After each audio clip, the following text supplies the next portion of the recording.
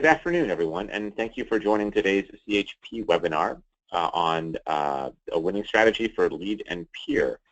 Before we get started, I wanted to go over a couple quick logistical items about today's session. We invite all of you who are attending today to participate as part of our session. You can access the GoToWebinar control panel on the right-hand side of your screen. We'll be accepting questions in writing throughout the webinar. And to do that, you can access the questions box on the right-hand side of your screen.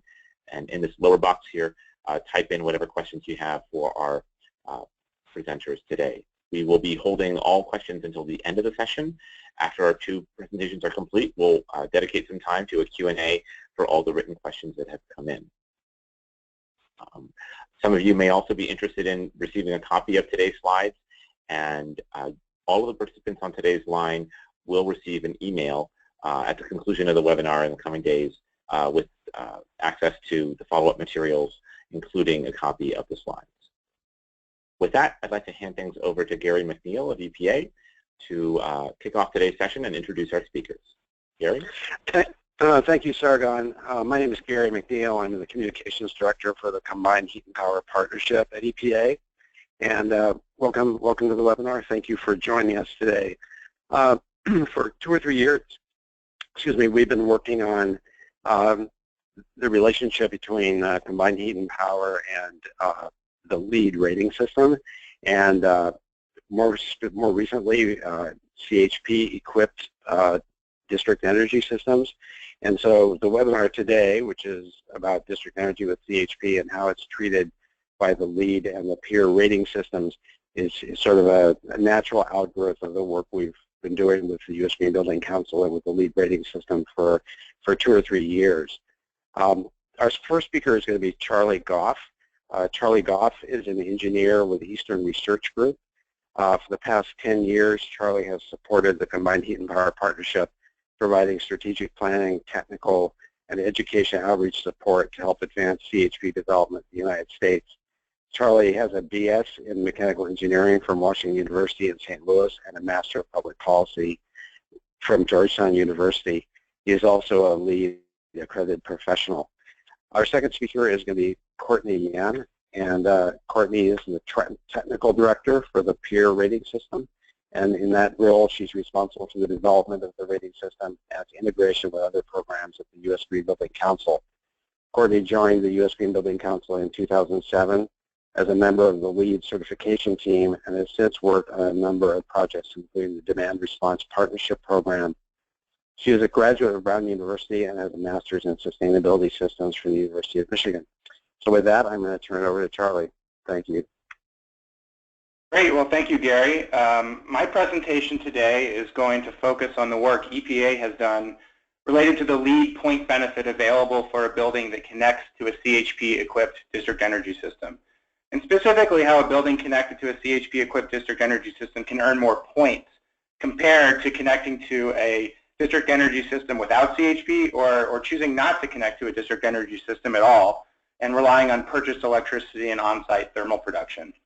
Gary mentioned this builds on, as part of our work we've completed related to the LEED point benefit available for a building that has CHP.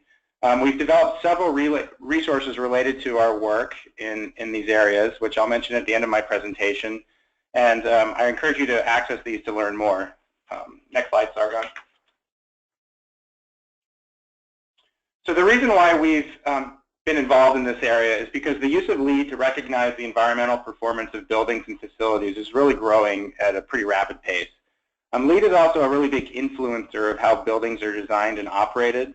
And we found that stakeholders often lack knowledge of LEED's treatment of CHP and how it can be used to earn lots of LEED points. The goal of our work is to help educate project developers, architects, LEED professionals, and others about the value of CHP within LEED.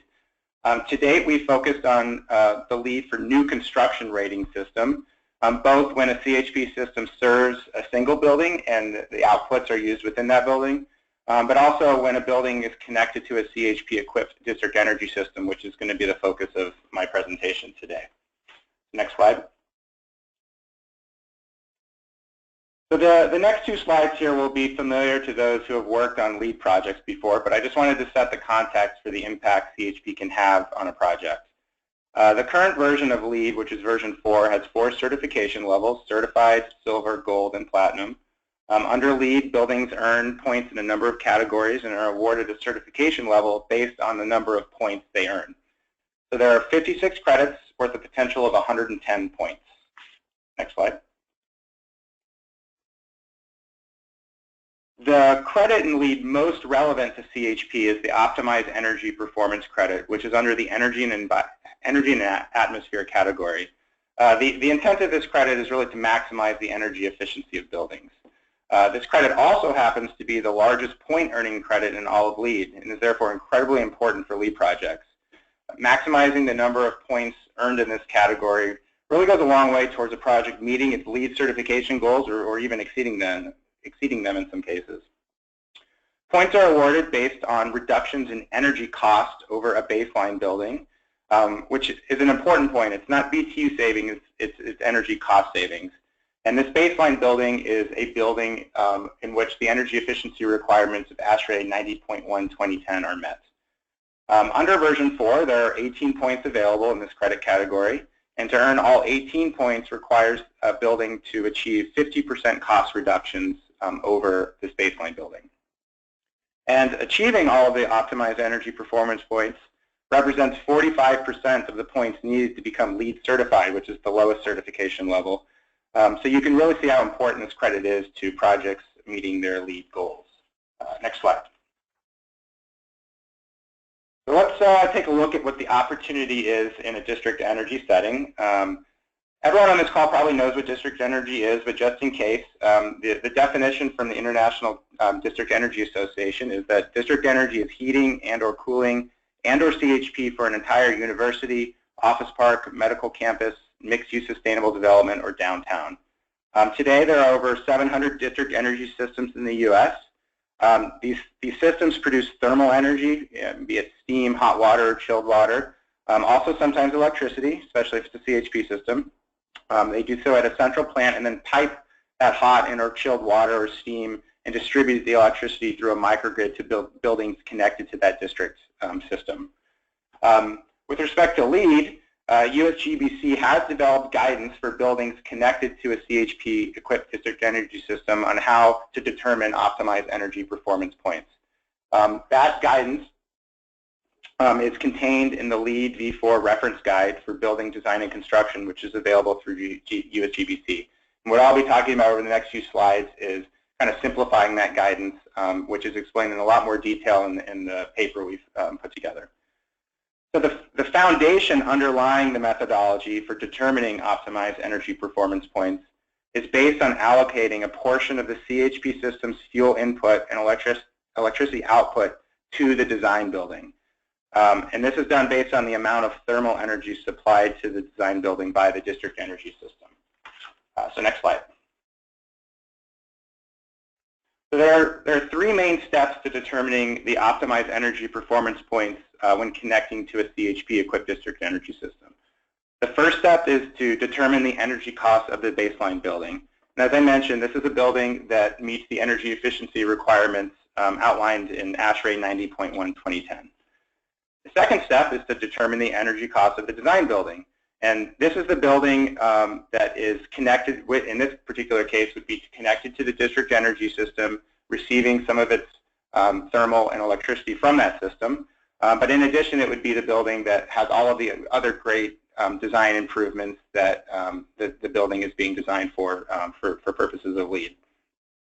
And the final step is to determine the optimized energy performance points based on the percentage cost savings between the design building and the baseline building.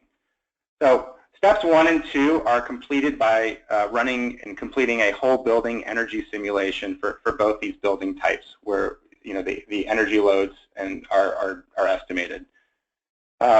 So I'm going to briefly provide an overview of each of these steps, but again, I want to encourage you to look at the white paper we have produced on this, because there are some important nuances, especially in the design building case, that need to be accounted for, which I'm not going to go into detail here. So next slide.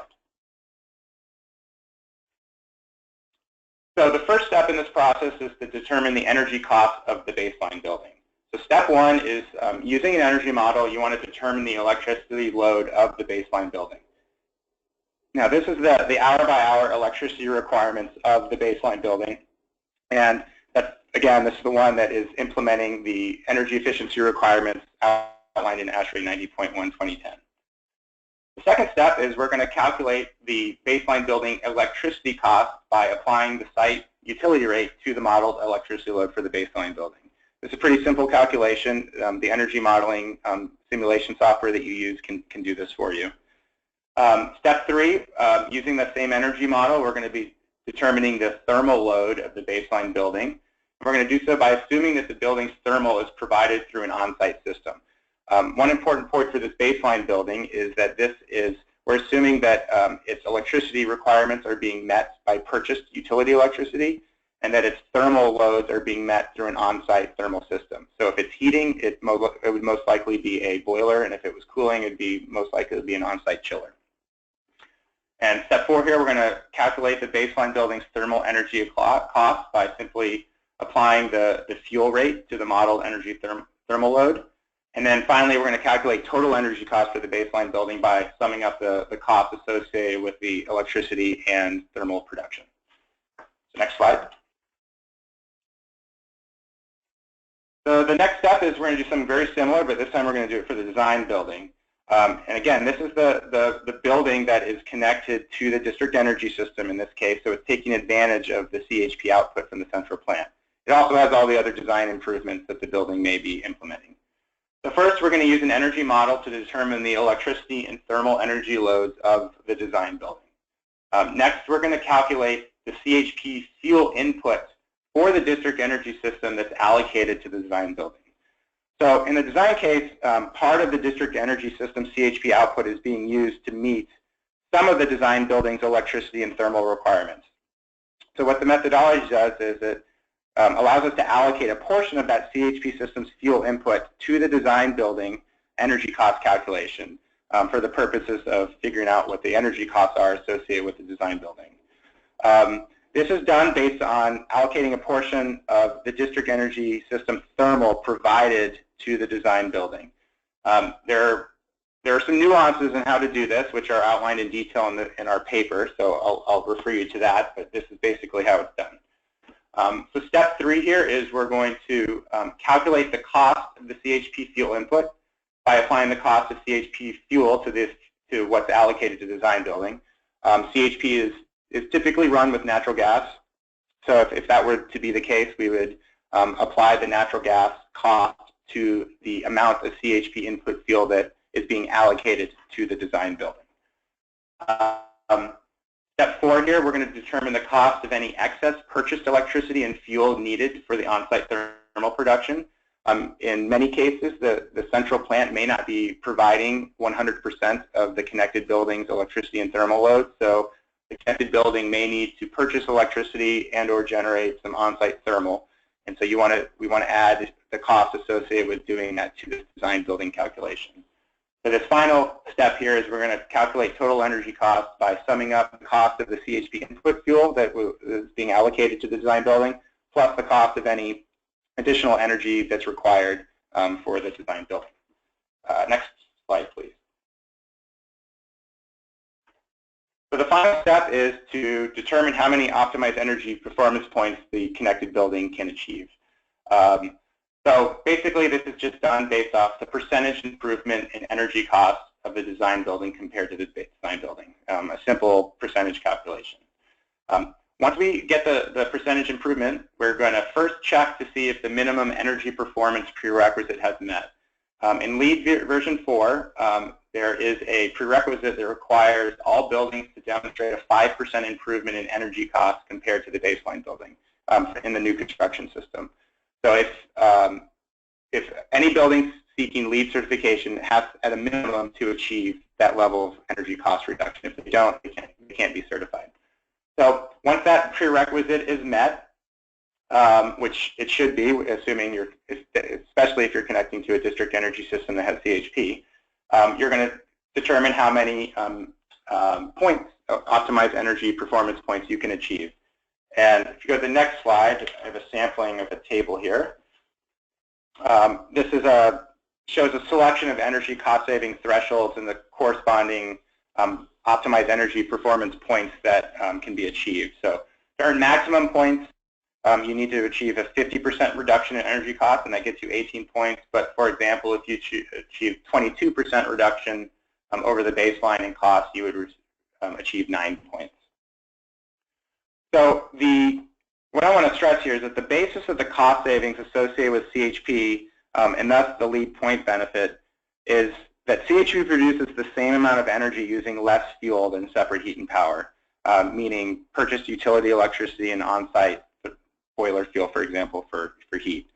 And also, CHP typically uses natural gas to produce power and heat, and on a per unit basis, natural gas is typically cheaper than electricity, so that's where we're really garnering a lot of the energy saving or cost savings. Buildings connected to a well-designed CHP-equipped district energy system really take advantage of CHP's enhanced efficiency and are able to achieve higher energy cost savings compared to a baseline building, and thus optimize energy performance points than buildings that choose to meet their energy loads with separate heat and power. So this is really the basis for where these savings are coming from.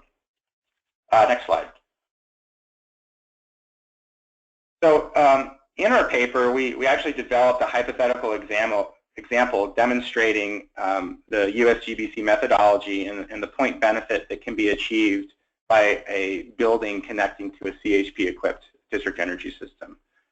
In the paper, we show all the detailed steps and how they match up to the different parts of the methodology, so I encourage you to take a look at that. This slide just shows a summary of the results. The example we chose was about a 195,000 square foot full-service hotel located in upstate New York. We evaluated 3 cases. Case A was the baseline building, so this was basically just represented the baseline building for the analysis. It shows the energy loads for the hotel, assuming it meets the requirements of ASHRAE 90.1 2010. Case B we assumed a design building, but not connected to a district energy system. In this case, we assumed that the hotel was implementing a variety of energy savings measures that resulted in a 5% savings in both electric and thermal loads, and that's a 5% savings in total energy cost.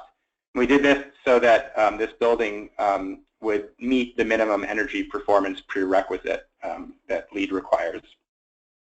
And under this case, it's not connected to the district energy system, so the hotel is meeting its energy loads by purchasing utility electricity and natural gas to operate an on-site boiler.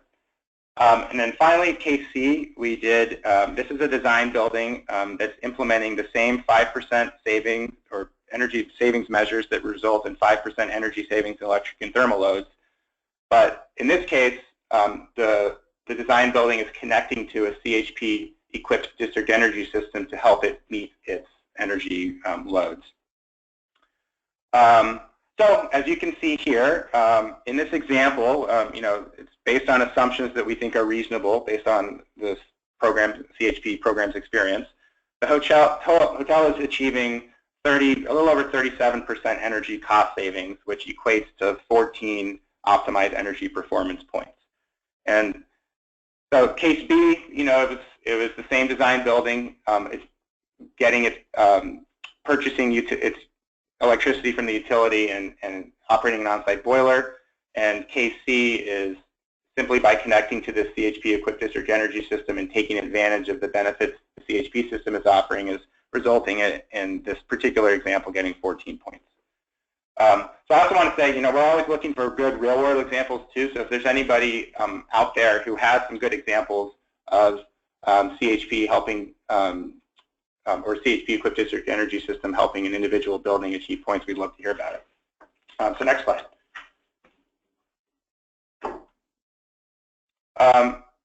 So on this slide, I've listed the LEED resources that we've developed. The first one here is the white paper I've mentioned that talks about the benefits to a building of connecting to a CHP-equipped district energy system. It basically simplifies and distills the USGBC guidance on how a building connected to one of these systems can earn points, and it presents the example I just went over. The second resource here is a similar white paper that we, which is actually our first resource we created, and it does a similar thing. It talks about how CHP can help a building earn LEED points, but in this case, it's not in district energy setting. It's the case where a CHP system is in a standalone building and the outputs are used within that building. And then finally, we developed a LEED CHP calculator, which is an Excel-based tool that helps estimate the energy cost savings and optimize energy performance points a building can achieve using CHP instead of using separate heat and power. And it's really just meant to be a screening type tool that gives project teams an idea of what kind of point benefit they could get by implementing CHP. So next slide. That kind of wraps it up. My contact info is on this slide as well as Gary's. And if you have any questions, we'll be taking them at the end, but you can also feel free to get in touch with me separate offline, and I'd be happy to talk to you. So with that, I will hand it over to Courtney, who's going to talk about the peer rating system. So thank you.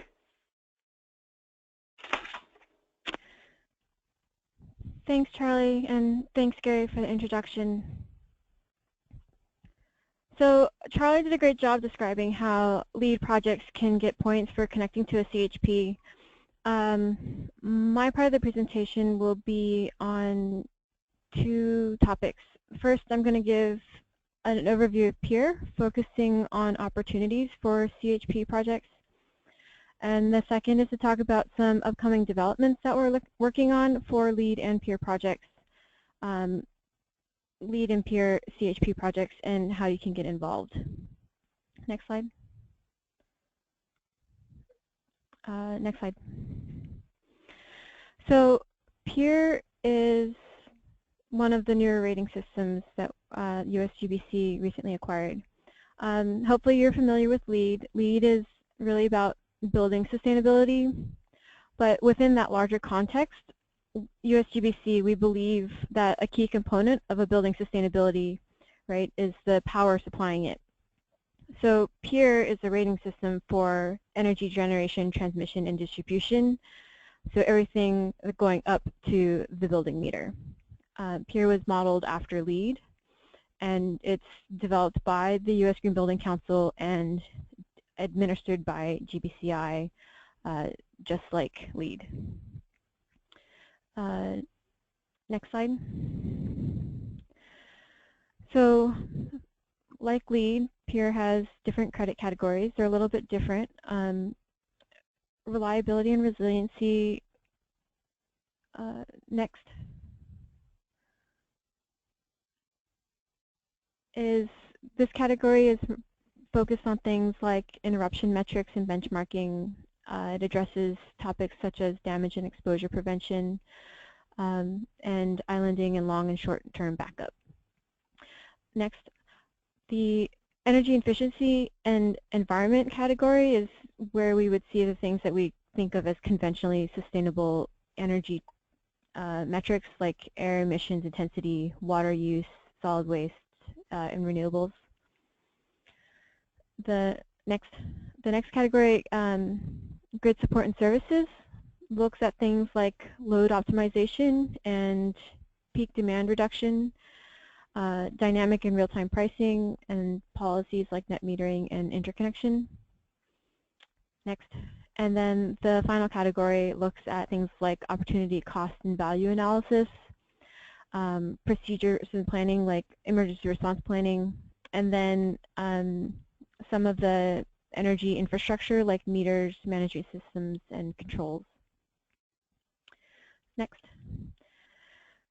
Next. So peer addresses three main project types: utility microgrids and municipal utilities, campuses and buildings, and suppliers. As you can see, these project types are primarily based on size as well as control over distribution and loads. We would typically expect to see CHP projects in the campuses and buildings category. Next. So with version 1 of the peer rating system, the requirements were written to accommodate projects that produce distribute electricity, but we can also accommodate projects that distribute thermal energy, right? The steam, hot water, or chilled water that we see in district energy systems. However, because peer version 1 is focused on electricity performance metrics, the district energy system has to have CHP in order to be eligible for peer certification under peer version 1. Next.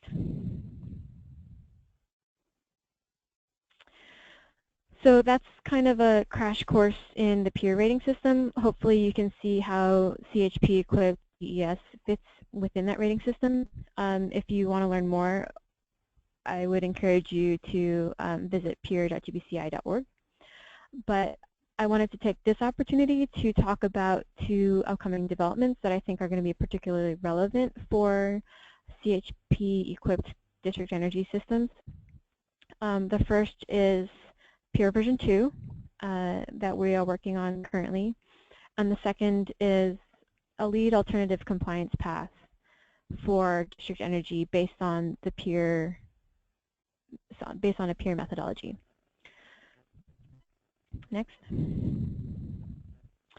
So this is that same table that we saw for version 1, but with version 2, you can see that we are, we're making it a goal to build out and refine explicit metrics for the thermal aspects of district energy, so the heating and cooling systems.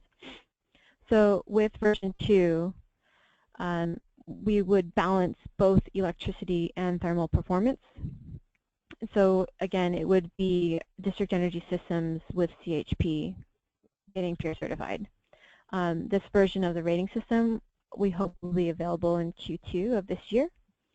And then finally, ultimately the goal is to have a path forward for thermal-only projects.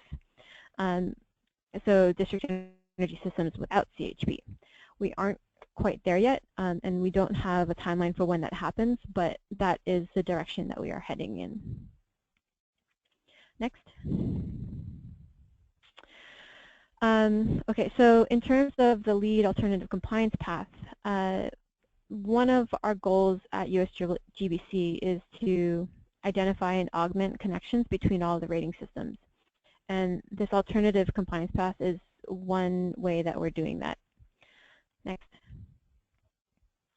So next, as Charlie described, every building that wants to go for LEED certification collects that information about the district energy system performance and incorporates that information into the building's energy model. Next. And then each project is reviewed independently. Next. Next. So a district energy system can get pinged multiple times depending on how many buildings it's providing energy to. As you can imagine, this is a bit of a review burden as well, because every time a LEED project comes down the pike, we have to verify that district energy system performance as submitted by different LEED projects as part of their LEED energy models. So this methodology is, the methodology that Charlie described absolutely will continue to be true. This is just an alternative to that for district energy systems that are feeding multiple buildings that are going to be pursuing LEED. Next.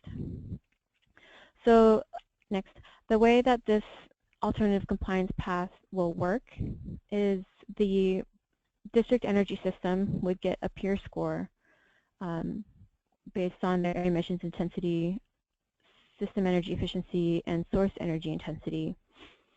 Next, and then they would be able to provide that peer score to any of the buildings that are connected to the district energy system. And then that building could then take that information and complete their LEED application and get additional points for that optimized energy performance credit, based on the percentage of the building load that's served by that district energy system and how well that district energy system scored under peer. And this allows district energy systems to go out and say, like, did you know that hooking up to our high performance district energy system can contribute 5, 10, 11 LEED points without necessarily doing too in-depth of a LEED energy model. Next. So, right, just a couple points. Similar to the method that Charlie described, you can get LEED points up to the maximum number of points available for the Optimized Energy Performance Credit, which is 18 in BD&C and 20 for O&M. It's the largest point earning credit in all of LEED. And then also, you have to demonstrate some baseline energy efficiency for the prerequisite before you can earn additional points for the DES. So currently this alternative compliance path is under review by the LEED EA tag. We're hoping that it will be available for use sometime early this year. Next. And then just ways to get involved. Again, if you want to visit us at peer.gbci.org, you can learn about education webinars. We also have a newsletter. You can join as a peer participant and determine if you're a good fit for certification. We also have a pathway for projects that aren't quite ready for certification but want to be part of the peer program. You can comment on the peer version 2 draft that will be available in Q1, or you can contact me if you're interested in volunteering for some of our committees, including the LEED and Peer District Energy System Task Group. And as Charlie mentioned, we're always looking for good real-world examples. So if you have a project that we can use to test some of these ideas, we would love to hear from you. Next. So that's my presentation. Again, my name is Courtney. I'm the Technical Director of Peer at the U.S. Green Building Council, and I think we'll turn it over to Sargon for questions.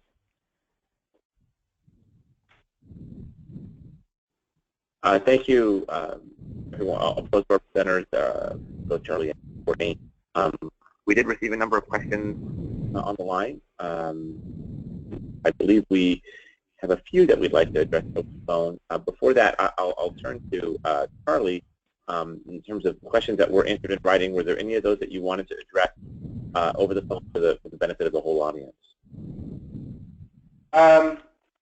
Let's see. I think there was one question about whether the methodology that was presented here for a district energy system could be used for both CHP and boilers that are used in a central plant. And the answer is yes, it can be used for both. It'd be a slightly more complicated case because some of the thermal being distributed to the connected buildings would not be coming from the CHP, but there is a way for you to do that. Okay, great. Yeah, so I think there were, I don't think we need to go over some of these other questions, but there was one that came in for Courtney related to peer. Yes. So the question there is there a peer project directory? One person wanted to know. Not at this time. We are working on it. If you want to learn about some projects that have become peer certified, the best place to go is the peer.gbci.org website. We have articles celebrating our recently certified projects, as well, I believe, as some case studies that you can download.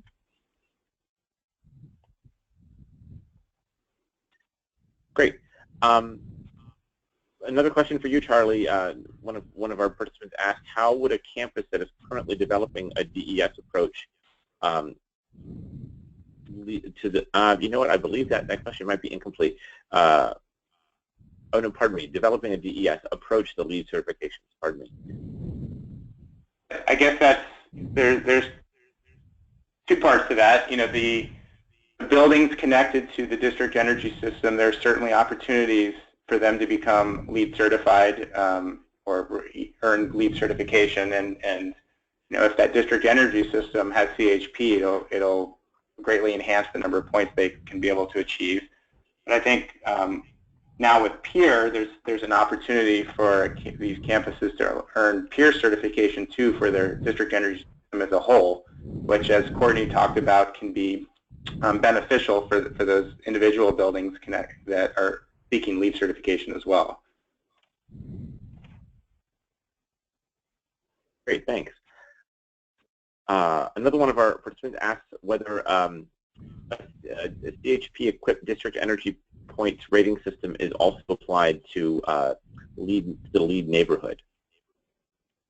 So I can take, oh, go ahead. Yeah, go for it, Courtney. So the LEED for neighborhood development rating system has a slightly different approach to district energy systems, heating and cooling. So there's a specific credit. They have a credit already for district heating and cooling, and that's just based on the percentage of the annual heating or cooling consumption that's provided by the plant. So at this time, that the LEED for neighborhood development pathway is going to be a little bit separate from what we've talked about today.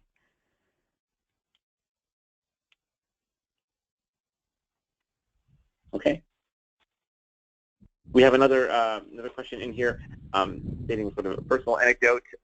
In our region, district energy provided steam costs far more than on-site produced steam or hot water. The benefits are not energy cost reduction, but no need for mechanical equipment or maintenance.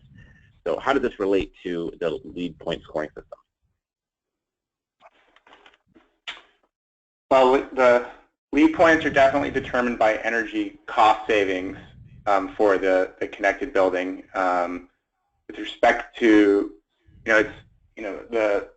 the cost of steam that an individual building might be paying from that district energy system is maybe a different issue than the cost to generate that steam, which I believe would be the basis for the LEED calculation. Courtney, maybe is there something else to say with respect to PEER though? Yeah, so with PEER, we did try and focus on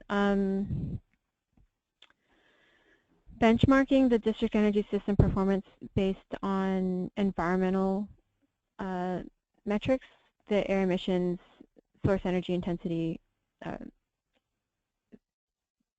and system energy efficiency. But there's still an aspect, right? So once you have that PEER performance for that district energy system, we're still bringing it into the LEED system, which is still going to be based on cost. So the PEER approach, that alternative compliance path, will help alleviate that a little bit, but it won't get rid of it altogether.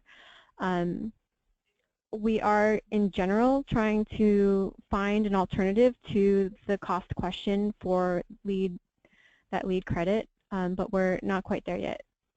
At this point, it's still, we believe, the best way to establish a benchmark that applies across all projects.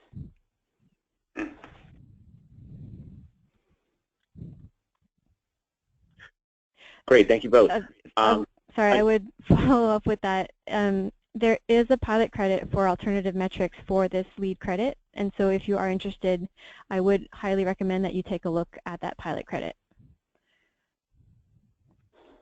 Okay.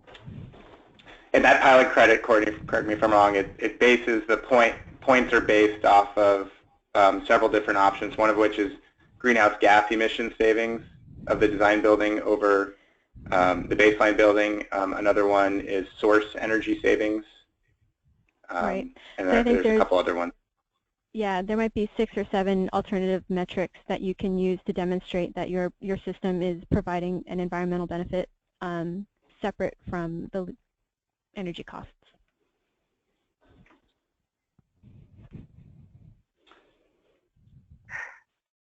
Okay, another personal anecdote was relayed here. This person writing in that we have CHP that serves the campus of the facility, and but the CHP provides 100% of thermal and only 60% of electric. We also have standby boilers that serve the campus. How would this scenario be considered? Courtney, you can correct me if I'm wrong, but I believe that because the CHP system is providing is the main source of energy for the district energy system, the analysis would be based off of those CHP outputs. The standby boilers would not be accounted for, or don't need to be accounted for in the LEED determination because they're not, they're standby boilers. That's correct. For existing projects, we would rely on operational data for like the last year, in which case we would be able to tell how much you're actually using those standby boilers, if at all. Otherwise, we would be focused on the CHP, and the points that that CHP can win for the LEED project is determined by the amount of the building load that's met by the CHP, either thermal or electric.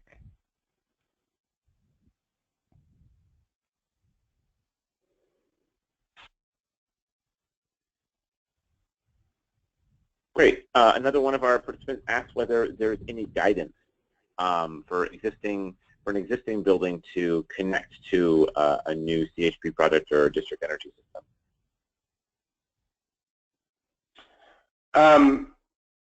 Courtney, I don't believe there is beyond what's in the LEED v4 reference guide for existing buildings. I know that the basis for which points are awarded are a little different. It's based off the Energy Star Portfolio Manager score for existing buildings compared to these cost savings that are done with the new construction system. But Courtney, anything else that might be available? No, I think that's it. Within LEED, we really focus on making LEED points kind of an incentive for projects, for LEED buildings to look at connecting to existing district energy systems or even new district energy systems or CHP. So it really would come down to doing some modeling of how connecting to that CHP might influence your LEED score. And that's going to be on a project-by-project basis.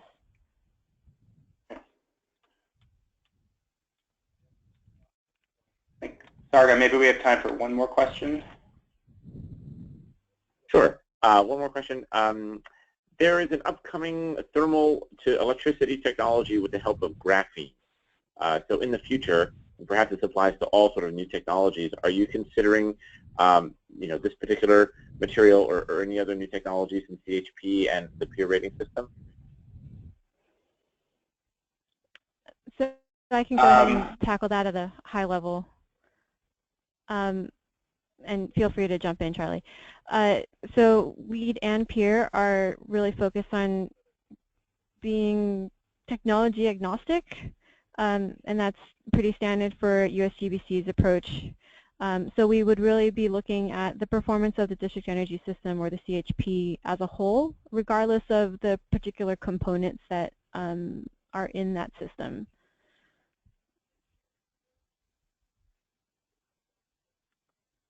Okay, great. I have nothing to add, Courtney.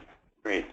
Okay, well, I think we'll wrap things up. I do want to mention that we will be sending an email out with a link to the presentation as well as a recording of today's webinar.